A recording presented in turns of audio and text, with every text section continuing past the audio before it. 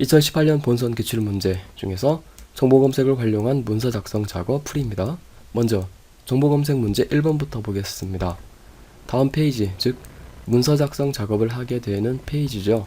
이 페이지에 있는 이 이미지를 인터넷에서 검색해서 가져오는 문제입니다. 노란색 바탕에 가운데를 보시면 4월은 과학의 날이라고 하는 문구가 있습니다. 이 문구를 힌트로 이미지를 검색하시면 되겠죠. 이미지를 검색할 수 있는 가장 쉬운 방법은 구글 검색을 이용하는 것입니다. 구글 페이지 접속해서 검색하겠습니다. 구글 검색 페이지에서 4월은 과학의 날 검색해 보십시오. 이미지 탭을 선택하시고요. 원하는 이미지가 이렇게 나와 있습니다. 이미지에서 마우스 오른쪽 버튼 클릭하신 다음에 다른 이름으로 사진 저장하시면 되겠죠. 저장할 위치는 저는 바탕 화면에 두겠습니다. 그리고 파일 이름은 기본값 그대로 활용하겠습니다. 저장 버튼 클릭해서 저장해 주시면 정보검색 문제 1번의 풀이가 끝납니다. 계속해서 정보검색 문제 2번 보겠습니다. 보물문화재로 지정이 되어 있다고 하는데요. 전통 한옥 지붕에서 처마의 내 귀에 있는 큰 석가래나 사례 끝이 비바람에 부식되는 것을 막기 위해 끼우는 용두형의 기와를 검색하는 문제입니다. 이 문화재의 국가문화재 지정 번호를 숫자 형태로 적어주시면 됩니다. 문화재 관련 문제죠. 가장 신뢰할 수 있는 기관 페이지는 문화재청입니다. 접속해서 검색해 보겠습니다. 포털 사이트에서 문화재청 검색해 보십시오. 홈페이지 주소가 나옵니다. 접속하십시오. 페이지 위쪽을 보시면 통합 검색란이 있습니다. 이곳에다가 핵심 키워드 입력하겠습니다. 이 문제의 가장 핵심이 되는 키워드는 용두형 기와입니다. 입력해서 검색해 보십시오. 검색 결과가 바로 나왔습니다. 금동 용두토수라고 나와 있는데요. 아래로 페이지를 내려서 상세 설명을 읽어보시면 토수라고 하는 것은 바로 이렇게 문제에서 제시하고 있는 상세 내용이 그대로 나와 있습니다. 따라서 우리가 찾고자 하는 내용이 되겠는데요. 보물 지정 번호를 보십시오. 제781호라고 되어 있습니다. 문제 2번의 정답은 숫자 781이 되겠습니다. 문제 3번입니다. 먼저 2018 프로야구 KBO 리그에 대한 언급이 나와 있습니다. 3월 24일 개막전을 시작으로 해서 각 팀당 9번째 경기가 있던 날 9경기일이죠. 이 날짜를 우선 찾습니다.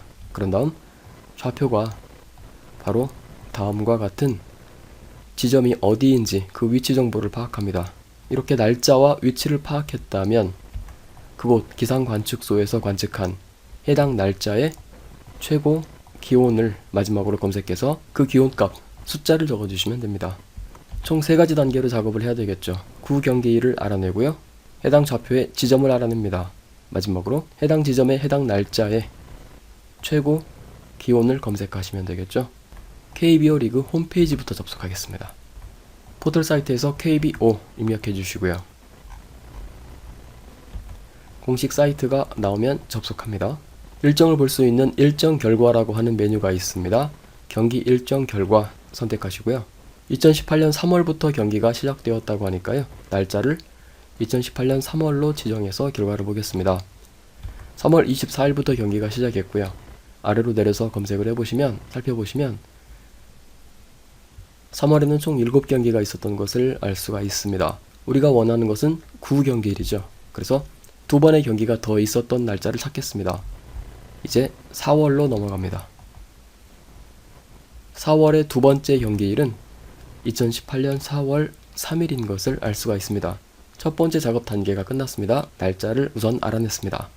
이제 해당 좌표의 위치 정보를 알아내겠습니다. 구글에서는 해당 좌표 값을 이렇게 입력해 주기만 하면 구글 지도 서비스에서 바로 위치 정보를 알 수가 있습니다. 중간에 띄어쓰기 한번 해주시고요. 구글 검색해서 지도 결과를 보겠습니다. 지도 이미지 클릭하면 상세 정보가 나타나는데요. 문제에서 제시하고 있는 좌표가 맞는지 다시 한번 확인을 해주시고요. 지도를 좀 더 축소 보기 해서 위치를 알아보겠습니다. 마우스 휠을 아래로 내려서 굴려주시면 됩니다. 해당 지점의 위치는 백령도라고 나와 있네요. 2번째 작업까지 끝났습니다. 먼저 2018년 4월 3일이라고 하는 날짜를 알아냈고요. 2번째 작업에서는 백령도라고 하는 위치 정보를 알아냈습니다. 이제 기상청 접속해서 해당 날짜, 해당 위치에 최고 기온값 검색하겠습니다. 포털 사이트에서 기상청 검색해 주시고요. 기상청 홈페이지에 접속합니다. 기상청 홈페이지 오른쪽 위를 보십시오. 날씨 누리라고 하는 곳에 접속할 수 있는 링크가 있습니다. 이곳에서 접속해서 자료를 열람할 수가 있습니다. 여러가지 메뉴 중에서 기후자료, 그리고 국내 기후자료, 과거자료 순서로 선택해 주십시오. 일별 자료가 기본으로 선택이 되어 있는 상태이고요. 화면을 아래로 내려서 검색 옵션을 지정하겠습니다. 먼저 지점은 백령도였습니다. 그리고 날짜는 2018년 4월 3일이었으니까요. 4월 선택합니다. 마지막으로 최고 기온을 검색할 것이기 때문에 기온 강수량이 선택이 되어 있는 상태에서 선택 버튼 클릭하십시오. 백령도의 유인관서 2018년 4월 검색 관측 결과가 아래에 나왔습니다. 4월 3일에 해당하는 값을 보겠습니다. 최고 기온은 10.3도입니다. 여기에서 숫자만 취해야 되기 때문에 정보 검색 문제 3번의 정답은 숫자 10.3이 되겠습니다. 정보 검색 문제 마지막 4번 보겠습니다.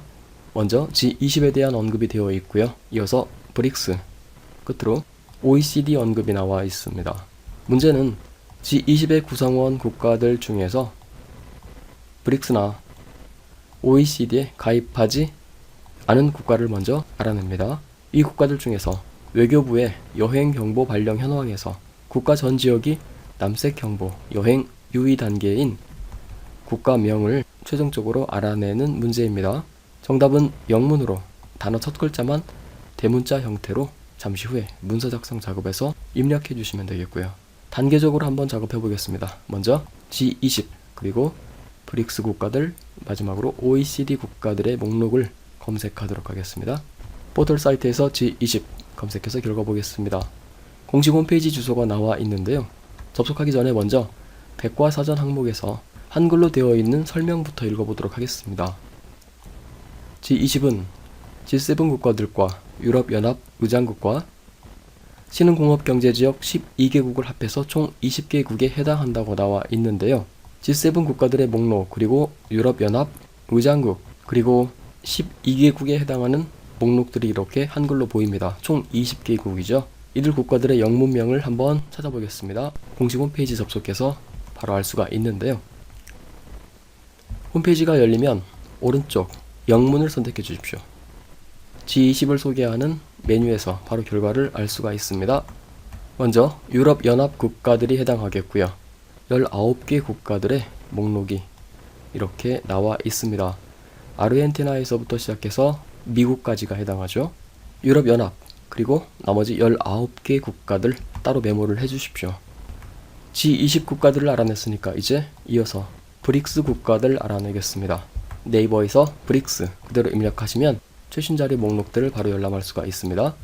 브릭스는 브라질에서부터 남아프리카 공화국까지 신흥경제 5국을 일컫는 용어라고 나와 있습니다. 브라질, 러시아, 인도, 중국, 남아프리카 공화국 5개 국가가 브릭스에 해당하는 것 알아냈습니다. 역시 따로 메모를 해주시고요.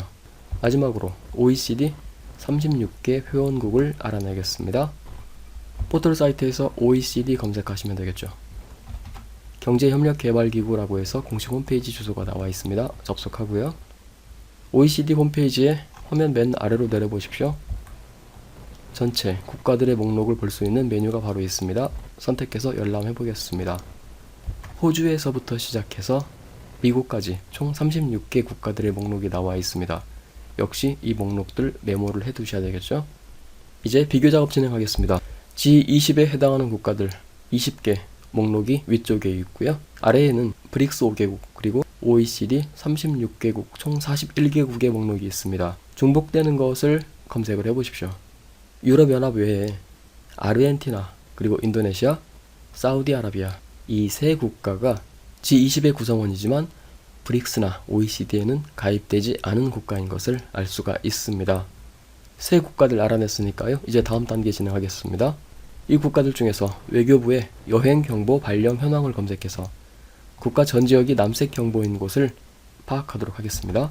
포털 사이트에서 외교부 검색하십시오. 외교부 홈페이지에 접속합니다. 메뉴에서 영사국가 하위 메뉴에 있는 해외 안전여행이라고 있습니다. 여행경보제도 그리고 그 아래에 있는 메뉴 중에서 여행경보 발령 현황 차례로 선택하십니다. 먼저 남색 경보 여행 유의 단계에 대한 안내가 나와 있죠.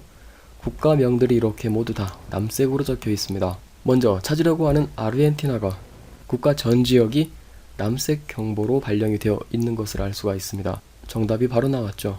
인도네시아도 보겠습니다. 그 아래 보시면 인도네시아도 남색 경보가 있긴 하지만 황색 경보 지정 지역을 제외한 전 지역입니다. 문제에서는 국가 전 지역이 남색 경보여야 한다고 했기 때문에 인도네시아는 정답에 해당하지 않죠. 남색 경보 오른쪽 황색 경보를 한번 클릭해 보겠습니다. 이제 국가명들이 황색으로 표시가 되고 있습니다.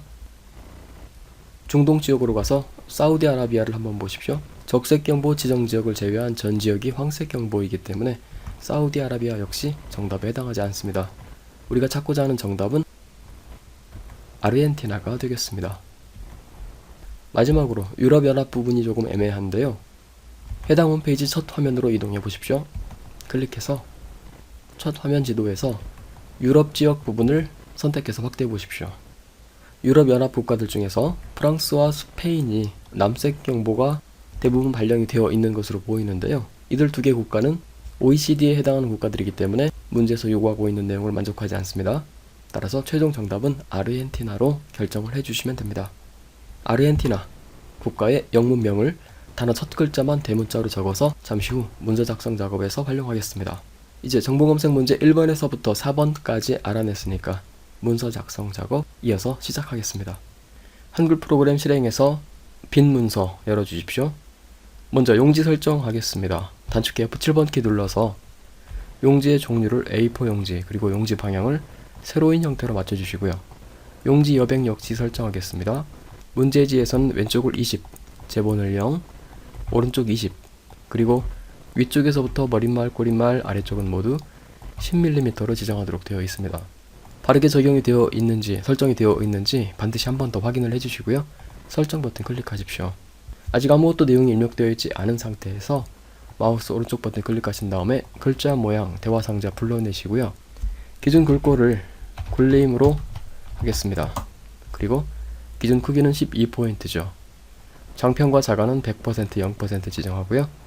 글자 색은 검정색으로 지정하는데요. 한 번 더 확인을 해주십시오. 검정, RGB 값이 모두 다 0으로 맞춰져 있는 바른 검정색을 선택해서 설정 버튼 클릭해 주시면 됩니다. 이 상태에서 파일 저장 한번 하겠습니다. 저장하기 버튼 클릭해서 저장하겠습니다. 저장 위치는 바탕 화면으로 두도록 하겠고요. 파일 이름은 수험번호 언더바 성명 형태로 저장하셔야 되겠죠. 수험번호는 임의로 A101 그리고 성명은 홍길동이라고 해서 A101 언더바 홍길동 그리고 확장자는 HWP인 한글 문서 형태로 저장을 하겠습니다.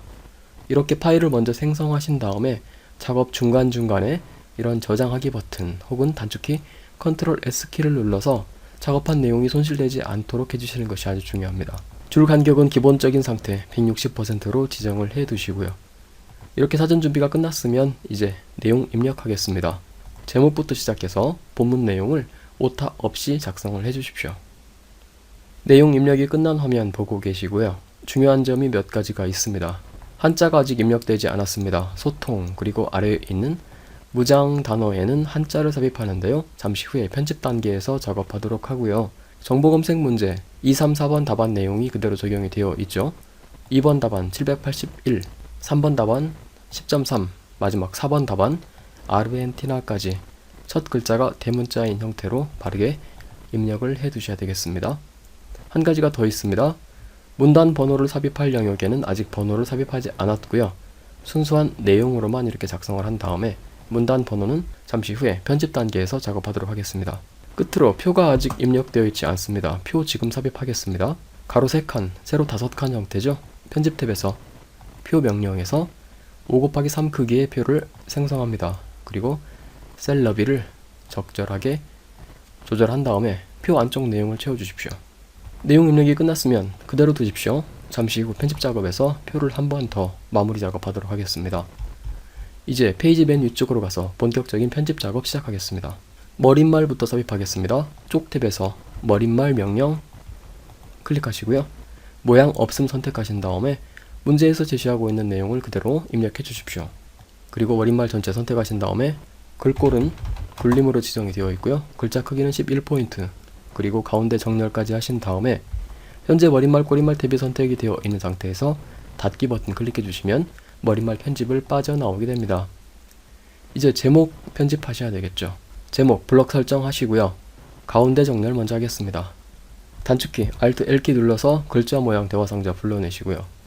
글꼴은 맑은 고딕입니다. 기준 크기는 19포인트죠. 그리고 장평은 95%, 자가는 마이너스 5%입니다. 진하게 해주시고요. 설정 버튼 눌러서 일자 편집을 끝냅니다. 이제 위쪽에다가 덧말이 삽입될 수 있도록 입력 탭에서 덧말 명령 선택합니다. 내용 그대로 작성하셔야 되겠죠? 토요일 밤에 라고 작성하신 다음에 넣기 클릭하십니다. 제목 부분 편집이 끝났고요. 문단 첫 글자 장식하겠습니다. 첫 글자로 장식할 문자 바로 앞쪽에다가 커서를 두신 다음에 서식 탭에서 문단 첫 글자 장식 명령 선택하시고요. 문제지를 보시면 두 줄이 하나의 문자로 장식이 되어 있습니다. 두 번째 것, 두 줄 선택하시고요. 글꼴은 맑은 고딕, 그리고 면색은 빨강입니다. 빨강색 위에 마우스 포인트를 두시고 빨강이라고 하는 문자 메시지가 바로 표시되는 것 확인해 주십시오. 만일 색상 구분이 잘 안 되시는 분들은 다른 색이라고 하는 버튼이 있습니다. 클릭하시고요. 문제지 첫 페이지에서 지시하고 있는 이 RGB 값을 직접 입력해 주시면 되겠습니다. 빨강에만 255, 그리고 녹색과 파랑은 모두 다 0으로 맞춰주시면 되겠죠. 이 상태에서 설정 버튼 클릭하면 바른 빨강색이 선택이 됩니다. 그리고 현재 지금 바로 열리는 팔레트에서 이 문제에서 제시하고 있는 검정색, 흰색, 그리고 빨강, 파랑, 노랑을 바로 선택하려면 오른쪽에 있는 색상 테마 확장 버튼 위에 마우스 포인터를 올려두신 다음에 오피스 테마 상태로 맞춰두시면 바로 왼쪽 팔레트에서 원하는 색상을 바로 선택할 수가 있습니다. 참고해 주시고요. 설정 버튼 클릭해서 첫 글자 장식 빠져나온 다음에 해당 글자만 다시 선택하고요. 글자 색깔을 하향으로 바꿔주십니다. 이제 문서 오른쪽 끝에 정보 검색 문제 1번 작업에서 저장해 두었던 그림을 삽입하겠습니다. 입력 탭에서 그림 명령 선택하시고요. 바탕 화면에다가 저장을 해 두었죠. 앞서 저장해 두었던 그림 파일 그대로 선택하시고요. 그리고 해당 그림이 문서에 포함이 되어서 저장이 될 수 있도록 문서의 포함에 반드시 체크될 수 있도록 해주시기 바랍니다. 넣기 버튼 클릭해 주시고요. 적당한 영역을 드래그해서 그림을 먼저 삽입을 하십시오. 이제 그림의 개체 속성 조정하겠습니다. 그림에서 마우스 더블 클릭하신 다음에 기본 탭에서 너비를 35mm, 높이를 45mm 지정하라고 되어 있습니다.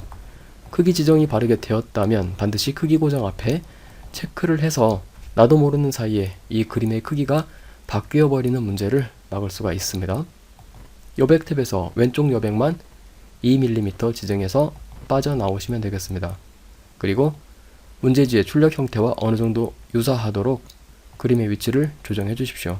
오른쪽 여백 끝선 반드시 안쪽으로 그림이 삽입이 될 수 있도록 위치를 조정을 해 주셔야 되겠습니다. 계속해서 이제 한자 삽입하겠습니다. 소통 단어 뒤에는 소괄호 안에 한자 단어가 들어가도록 되어 있죠. 소통 블럭 설정하신 다음에 한자 키보드 키 눌러 주십시오. 그리고 바른 한자 선택하시고요. 한글 문자 다음에 한자 단어가 소괄호 안에 들어가는 이런 세 번째 입력 형식 선택하신 다음에 바꾸기 클릭하시면 됩니다. 아래에 하나 더 있습니다. 무장에도 한자를 삽입하는데요. 똑같이 한자 키 눌러주시고요.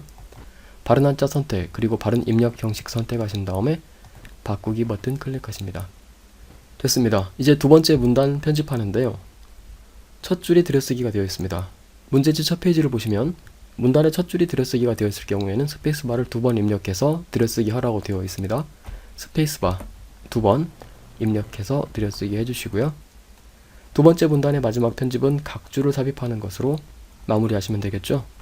출연진이라고 하는 단어 뒤에 각주를 삽입하겠습니다. 해당 단어 뒤에 마우스 포인터를 둔 다음에 입력 탭에서 각주 명령 선택합니다. 페이지 아래에 이렇게 각주를 입력할 수 있도록 활성화되어 있죠. 내용 그대로 작성하십니다. 각주의 글꼴은 바꾸지 않겠습니다. 문제지 첫 페이지 보시면 각주의 글꼴은 문제지의 출력 형태대로 바꿔주셔도 되겠습니다만 함초롬 바탕 글꼴에 9포인트 크기 그대로 두어도 된다고 나와 있습니다. 물론 기본값 상태이기 때문에 장편과 자간은 각각 100%, 0%로 지정이 되어 있겠죠. 각주 구분선 길이 조정하겠습니다. 주석 탭이 활성화되어 있는 상태에서 각주 구분선을 단너비의 3분의 1 지정해 주십니다. 각주 구분선 길이가 조금 더 늘어난 것을 확인해 주시고요.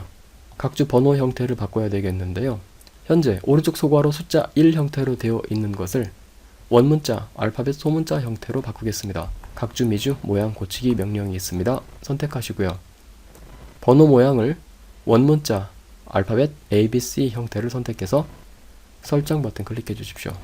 원문자, 알파벳 A로 시작하는 각주 번호가 매겨졌습니다. 그런데 문제지를 보시면 각주 시작 번호가 알파벳 H로 시작하도록 되어 있죠. 이것은 잠시 후에 추가 편집하도록 하겠습니다. 우선 주석 탭에서 닫기 버튼 클릭해서 주석 편집을 맞춰 주십시오. 각주가 바르게 삽입이 되어 있고요. 원문자 알파벳 A로 되어 있는 것을 H부터 시작할 수 있도록 바꾸겠습니다. 해당 각주 번호 앞쪽에다가 커서를 두시고요. 쪽 탭에서 새 번호로 시작이라고 하는 명령이 있습니다. 선택합니다. 번호 종류는 각주 번호를 선택하셔야 되겠죠. 알파벳 H는 A부터 시작해서 8번째 위치한 문자죠. 따라서 시작 번호는 8로 지정해 주시고 넣기 버튼 클릭해 주시면 해당 각주 번호가 알파벳 A에서 H로 바뀌어서 시작하는 것을 볼 수 있습니다. 물론 아래 각주 부분에서도 해당 내용이 반영이 되어 있겠죠. 편집 내용 계속 진행하겠습니다. 문단 번호 삽입할 영역부터 시작하는데요. 제목 부분 앞에 특수 문자부터 삽입하겠습니다. 편집 탭에서 문자표 명령이 있습니다. 아래 화살표 버튼 클릭해 주시고요. 문자표 대화 상자 불러내십니다. 한글 HNC 문자표가 선택이 되어 있는 상태로 전각기호 1번을 선택하십시오. 삽입하려고 하는 문자 선택해서 넣기 버튼 클릭해 주십니다. 특수문자와 제목 사이에는 한 칸 띄워 주셔야 되겠죠. 아래쪽 표 제목에도 특수문자 삽입하겠습니다. 똑같은 방법으로 문자표 불러내신 다음에 해당 문자 선택해서 넣기 하십시오. 역시 한 칸 띄워 주십니다. 이제 제목 서식 변경하겠습니다. 글꼴은 굴림인 상태 그대로 두시고요. 글자 크기만 17포인트로 지정합니다. 그리고 특수문자를 제외한 제목 부분 블럭 설정하시고요. 단축키 Alt L키 눌러서 글자 모양 대화 상자 불러내시고요. 글자 색은 하양, 흰색 지정하고요. 음영색은 파랑색 지정하셔야 되겠죠. 역시 파랑이라고 하는 문자가 바르게 나타나는 것 확인해서 설정 버튼 클릭해 주시면 됩니다. 표 제목도 서식 지정하겠습니다. 전체 범위 선택하시고요. 글자 크기는 17포인트입니다. 글꼴은 굴림 그대로 두시고요. 특수문자를 제외한 범위 선택하신 다음에 기울임 처리해 주시고 밑줄까지 넣습니다. 끝으로 유사라고 하는 단어 위에는 강조점이 있습니다. Alt L키 눌러서 글자 모양 대화 상자 불러내시고 이번에는 확장 탭에서 강조점을 바르게 선택합니다. 사례라고 하는 단어에도 똑같은 강조점이 있습니다. 같은 강조점 추가해 주시고요. 이제 문단 번호 삽입하겠습니다. 해당 구역 선택해서 줄 간격부터 조정하겠습니다. 160%라고 되어 있는 것을 145%로 지정합니다. 그러면 이 표의 위치도 살짝 따라서 올라오게 되죠. 마우스 오른쪽 버튼 클릭해서 문단 번호 모양 선택합니다. 문제지를 보시면 1 수준의 경우에는 오른쪽 소괄호 그리고 가나다 형태죠. 그럼 반면 2 수준은 원문자 기역, 니은, 디귿 형태입니다.